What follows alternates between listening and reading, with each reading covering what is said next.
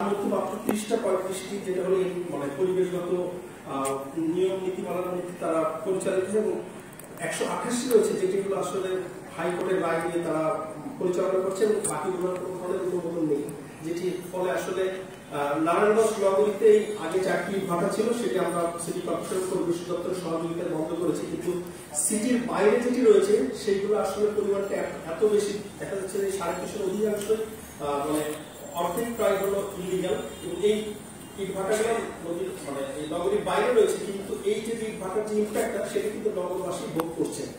তো এটি কিন্তু আসলে মানে ইট ভাটা বাইরে থেকেও এই ইম্প্যাক্টটা নারায়ণগঞ্জ সিটির মধ্যেই পড়ছে। তো সেই ক্ষেত্রে এটি আসলে খুবই অ্যালার্মিং এবং পানি দূষণের যে বিষয়গুলো সেগুলো ডকুমেন্টারিতে চলে এসেছে, আমি এগুলোর মধ্যে ডিটেইল যাব না।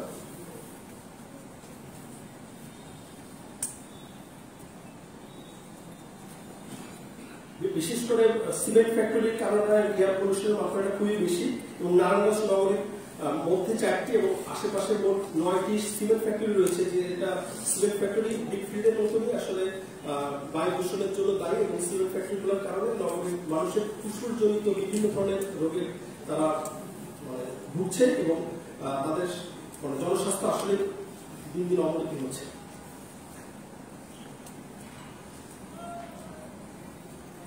যে ফ্যাক্টরিগুলো আসলে মানে দূষণের সাথে জড়িত নারায়ণগঞ্জের মধ্যে তার কয়েকটি নাম আমরা এখানে আনার চেষ্টা করছি, যেমন সিমেন্ট বসুন্ধরা, সিমেক্স বসুন্ধরা, ইস্টার্ন আকিস, যারা একদম নগরীর কেন্দ্রবিন্দুতে অবস্থিত এবং একটা সময় এই সিমেন্ট ফ্যাক্টরিগুলো যখন অনুমোদন পেয়েছে তখন আসলে নগরীর জনসংখ্যা এত বেশি ছিল না, ফলে তখনের প্রেক্ষাপটে আসলে হয়তো অনেকটা ঠিক ছিল, কিন্তু আজকের যে প্রেক্ষাপট এরকম একটা সিটির মধ্যে জনবহুল একটি সিটির মধ্যে এরকম একটা সিমেন্ট ফ্যাক্টরি আসলে মানুষের জন্য এবং জনস্বাস্থ্যের জন্য নগর পরিবেশের জন্য খুবই ঝুঁকিপূর্ণ।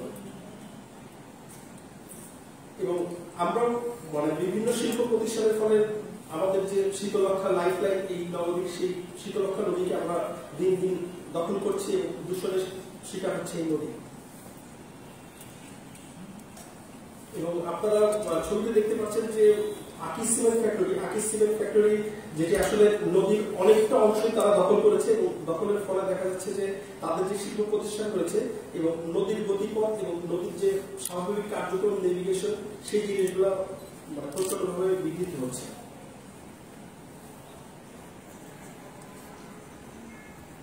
এবং বাতাস দূষণের আরেক ধরনের শিল্প প্রতিষ্ঠান সেটি হলো বিউলিং ফ্যাক্টরি, সেই ফ্যাক্টরিগুলোর নাম রয়েছে, সেগুলো আমি যাচ্ছি না স্বল্পতার কারণে। এবং নারায়ণগঞ্জ নগরীতে বিভিন্ন ধরনের ওয়াশিং এবং ডাইং ফ্যাক্টরি রয়েছে, যে ফ্যাক্টরিগুলোর আসলে কোনো ধরনের ইটিপি নেই, অনেক প্রতিষ্ঠানের ইটিপি থাকলেও তারা যথেষ্টসময় ইটিপি পরিচালনা করেন এবং সরাসরি তারা খালে বা নদীতে পানিগুলা মানে ডিসচার্জ করে থাকে। এবং আমি আগে আপনাদের সাথে শেয়ার করছি যে নারায়ণগঞ্জের পরিবেশ ক্রমাগতভাবে দূষিত হচ্ছে এবং অ্যালার্মিং সিচুয়েশন দিকে যাচ্ছে, যেটি হলো যে নারায়ণগঞ্জের যে টেম্পারেচার সেটা আসলে দ্রুত হারে বৃদ্ধি পাচ্ছে। ধারণা করা হচ্ছে যে 2025 সালে এটি টেম্পারেচার 1.5 থেকে 2 ডিগ্রি মতো আরো বৃদ্ধি পাবে, যেটা আসলে নগরবাসীর জন্য অসহনীয় হয়ে পড়বে। এবং আপনারা জানেন যে বেশ কিছুদিন আগে একটি প্রতিবেদনে বলা হচ্ছে পৃথিবীর 180টি দেশের মধ্যে পরিবেশগত বাংলাদেশের সূচকে অবস্থান 177, তো নারায়ণগঞ্জের অবস্থান তো আরো থেকে বেশি খারাপ। তো এটি আসলে আমাদের উত্তরণের উপায়টা মানে খোঁজা প্রয়োজন এবং সেই প্রেক্ষাপটে আজকের এই জনশুনানি আমি এখানে শেষ করছি। আমার সহকর্মী আপনাদের সামনে উপস্থাপন করবেন যে পরিবেশগত বিষয়ে মানুষের ধারণাটা কি এবং এরপরে নারায়ণগঞ্জ সিটি কর্পোরেশন কর্তৃক কি কি ধরনের প্রকল্প নেওয়া হচ্ছে নারায়ণগঞ্জ নগরীর পরিবেশ উন্নয়ন করবে। ধন্যবাদ আপনাদের সবাইকে।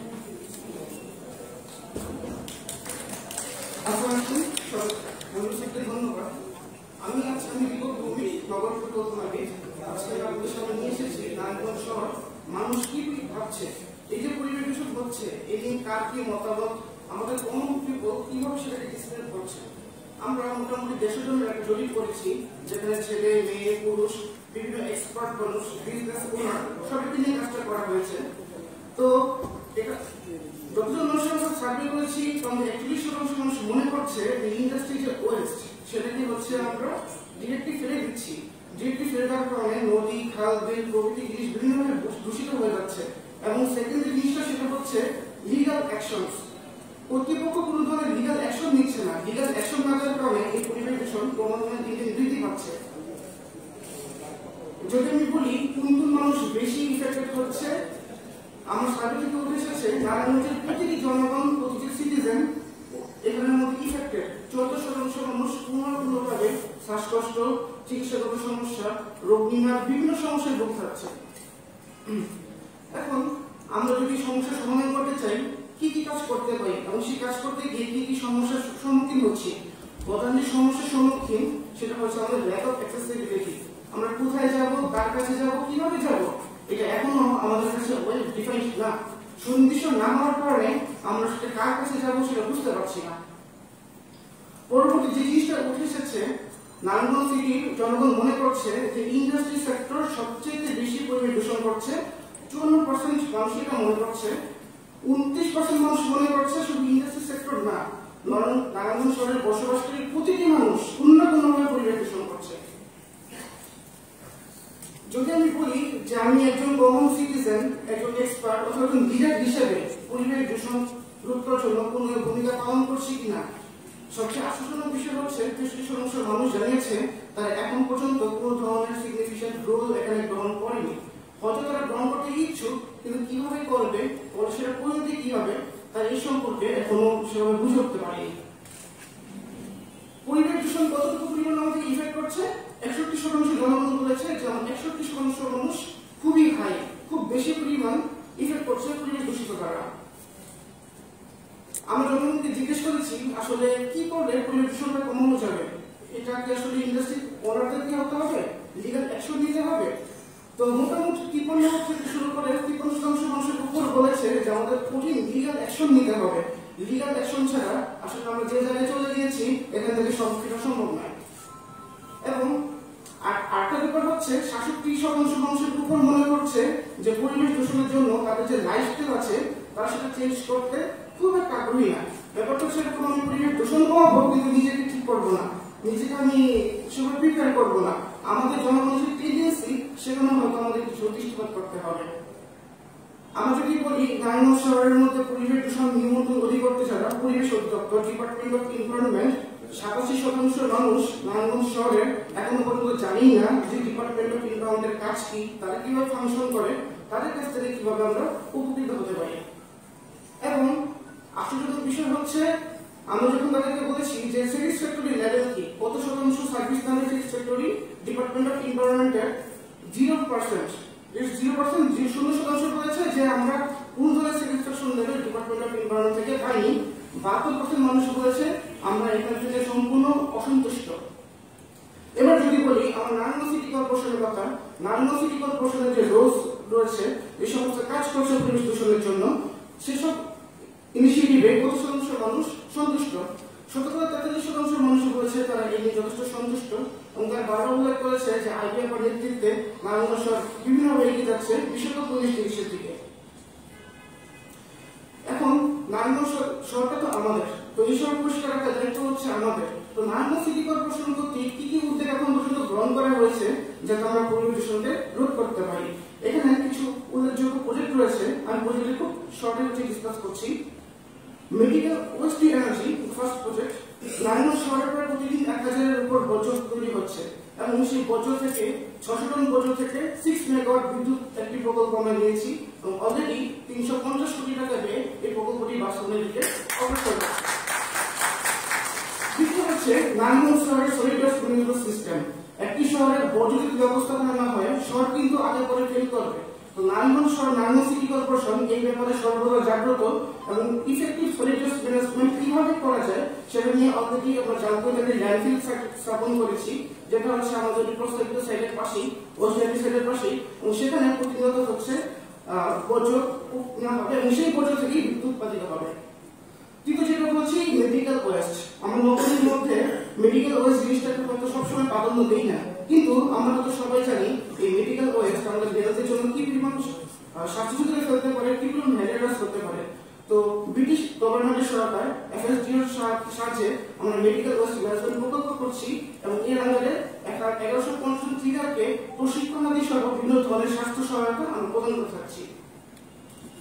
নারায়ণগঞ্জ সিটির মধ্যে উল্লেখযোগ্য যদি কিছু কাজের কথা বলি, বিভিন্নভাবে park, playground, open space develop করার কাজ চলছে। আমরা সবাই মোটামুটি শেখ হাসিনা পার্কের কথা জানি, বাবুরাল ক্যানেলের কথা জানি, এবং আমরা এও জানি এই প্রকল্পগুলো করতে গিয়ে আমাদের মেয়র মহোদয়কে কি পরিমাণ ভোগান্তি করতে হয়েছে, নারায়ণ সিটি কর্পোরেশনের কর্মচারীরা কি পরিমাণ ভোগান্তির সম্মুখীন হতে হয়েছে। কিন্তু আমরা কিন্তু থেমে যাইনি।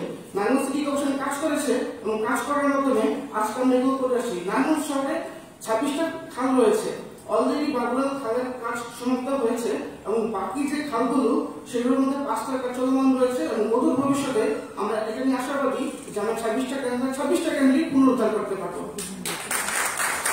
যদি আমরা বলি বাবুরাল ক্যানেলের কথা, বাবুরাল ক্যানেলের কথা আমরা মোটামুটি আমাদের সবাই জানি, এটা নিয়ে কি হয়েছে না হয়েছে সবকিছু মোটামুটি জানি। তো আমি কিছু উল্লেখযোগ্য দিক বলি যে আমাদের বাবুরাল ক্যানেল কিন্তু শুধুমাত্র নারায়ণগঞ্জে না, সারা বাংলাদেশে, সারা পৃথিবীতে স্বীকৃত। 2016 সালে এশিয়ান টাউনশিপ অ্যাওয়ার্ড পেয়েছে আমাদের বাবুরাল ক্যানেল প্রজেক্ট এবং smart city smart concept project 2017 সালে পেয়েছে আমাদের বাবুরাল ক্যানেল। এবং আমরা আশাবাদী অদূর ভবিষ্যতে আমাদের কাজ এভাবে আমাদের জন্য সাফল্য নিয়ে আসবে।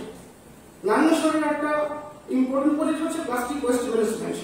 নগরের মধ্যে প্রচুর পরিমাণে প্লাস্টিক জেনারেট হচ্ছে এবং সেগুলো রিসাইকেল করার জন্য আমরা প্লাস্টিক ওয়েস্ট ম্যানেজমেন্ট হাতে নিয়েছি এবং উল্লেখযোগ্য প্লাস্টিক ওয়েস্ট ম্যানেজমেন্ট আমরা হ্যান্ডেল করছি।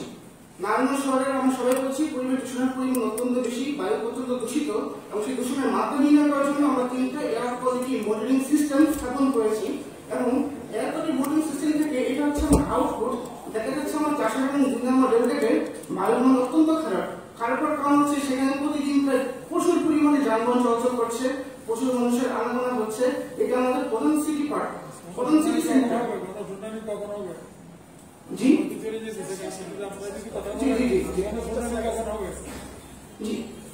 আর আমাদের শেখ হাসিনা পার্কের উল্লেখযোগ্য দিক হচ্ছে আমাদের ন্যাচারাল ডাইভার্সিটি দ্বারা এটা সম্পূর্ণ পূর্ণ, যে কারণে সারাউন্ডিং থেকে এটা টেম্পারেচার 2 থেকে 7 ডিগ্রি সেলসিয়াস কম। এটা আমাদের দেশের নারায়ণগঞ্জে একটা বায়োসিং বা বায়োডাইভার্সিটি ফ্যাক্টর হিসেবে আমরা কাউন্ট করতে পারি। তো নারায়ণগঞ্জ শহরে এখন রুফটপ সোলার স্থাপন করা হয়েছে এবং বাংলাদেশের প্রথম সিটি রেসিডেন্ট প্ল্যান্টেশন প্ল্যান্ট তৈরি হয়েছে হচ্ছে নারায়ণগঞ্জে। এবং ওই ফরওয়ার্ড আমরা বিভিন্নভাবে কাজ করতে পারি, আমরা আপনাদের কাছ থেকে শুনবো, বিভিন্ন জন্য মতামত দেব এবং সবাইকে ধন্যবাদ। আসুন আমরা নারায়ণগঞ্জকে একটি সুন্দর পরিচ্ছন্ন হিসেবে গড়ে তুলি। ধন্যবাদ সবাইকে। জি, অনেক অনেক ধন্যবাদ। আমরা যেহেতু সময় একটু পরে শেষ করেছি, শুরু করেছি, সময় একটু পরে শেষ করবো এবং গণশুনানির জন্য যেটুকুন সময় দেয়া আছে সেটুকুন সময় আমরা আপনাদেরকে দিব। দয়া করে অধৈর্য হবেন না, সব সমস্যার সমাধান একদিনে হবে না। আপনাদের সকলের বক্তব্য শুনবো। এখানে আপনি যে ইস্যুগুলো প্রেজেন্ট করেছেন, একটা ক্যাভিয়েট